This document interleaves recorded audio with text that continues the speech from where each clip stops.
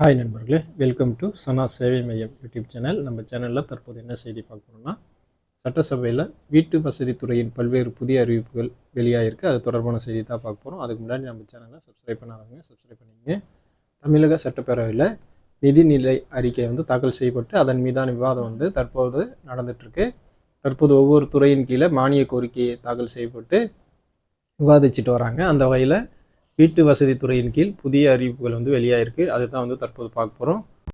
சுய சான்றிதழ் மூலம் தூண்தளம் மற்றும் 2 தளம் கொண்ட குடியிருப்பு கட்டடங்களுக்கு அனுமதி வழங்கப்படும். குடியிருப்பு கட்டடங்களுக்கான நிலையான மனை அளவுகள் கொண்ட மாதிரி கட்டட வரைபடங்கள், முகப்பு தோற்றம் மற்றும் குறுக்குவெட்டு தோற்ற விவரங்களுடன் பொதுமக்கள் எளிதாக கட்டட அனுமதி பெறும் வகையில் உருவாக்கப்படும். குடிசை தொழில் மற்றும் பசுமை வகை தொழிற்சாலை கட்டடங்களுக்கு உடனடி அனுமதி பெறும் சுய சான்றிதழ் திட்டம் அறிமுகப்படுத்தப்படும். இது போல் அறிவிப்புகள் கொடுத்துருக்காங்க. இன்னும் பல்வேறு அறிவிப்புகளை கொடுத்துருக்காங்க. அதில் என்னென்னா, வரிசை வீடுகள் மற்றும் தொகுப்பு வீடுகளுக்கு பக்க திறவிடம் தளர்வு போன்ற சிறப்பு விதிகள் சேர்க்கப்படும். 20/10/2016 முன் அமைக்கப்பட்ட அனுமதியற்ற மனை பிரிவுகளில் மேற்கண்ட தேதிக்கு முன் பதிவு செய்யப்பட்ட தனி மனைகளுக்கு எந்த காலக்கெடுவும் இல்லாமல் மனு பெறப்பட்டு வரன்முறை செய்து கொடுக்கப்படும். நீர்நிலைக்கு அடுத்துள்ள பள்ளி கட்டடங்களுக்கு நீர்நிலை பக்கத்தில் எந்த திறப்புகளும் இல்லாத வகையில் சுற்றுச்சுவர் அமைக்கப்படும் எனில் பள்ளி கட்டடங்களுக்கு நடைமுறையில் உள்ள விதிகளை பின்பற்றி அனுமதி வழங்க நடவடிக்கை மேற்கொள்ளப்படும். தேசிய நெடுஞ்சாலை மற்றும் மாநில நெடுஞ்சாலையை ஒட்டியுள்ள பள்ளிகளுக்கு பள்ளி நிர்வாகமே சேவை சாலை உருவாக்கும் எனில் அப்பள்ளி கட்டிடங்களுக்கு நடைமுறையில் உள்ள விதிகளை பின்பற்றி அனுமதி வழங்க நடவடிக்கை மேற்கொள்ளப்படும். உட்கட்டமைப்பு மற்றும் வசதி கட்டணங்கள், வளர்ச்சி கட்டணங்கள் செலுத்துவதற்கான காலக்கெடு 30 நாட்களிலிருந்து 60 நாட்களாக உயர்த்தப்படும்.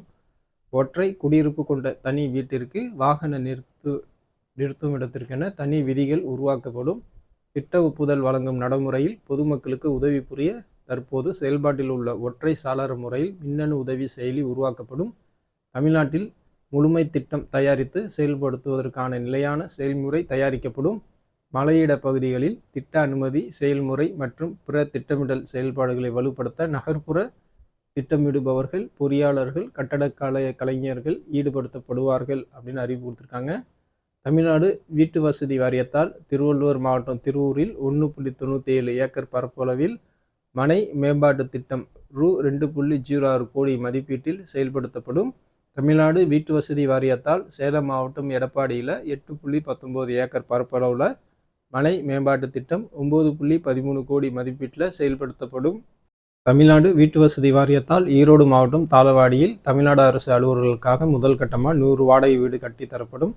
தமிழ்நாடு வீட்டு வசதி வாரியத்தால் 31/3/2015 முன்பு தவணைக்கால முடிவுற்ற குடியிருப்பு திட்டங்களுக்கு மாத தவணை தொகை விதிக்கப்படும். அபராத வட்டி முழுமையாக தள்ளுபடி செய்யப்படும். வட்டி முதலாக்கத்தின் கீழ் விதிக்கப்படும் வட்டி முழுமையாக தள்ளுபடி செய்யப்படும்.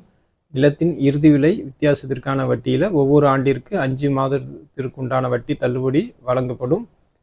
தமிழ்நாடு வீட்டு வசதி வாரியத்தால் 2024 முன்பு கட்டப்பட்டு விற்பனையாகாத குறைந்த வருவாய் பிரிவு குடியிருப்புகள் தவணை முறை திட்டத்தின் கீழே விற்கப்படும் அப்படின்னு சொல்லியிருக்காங்க.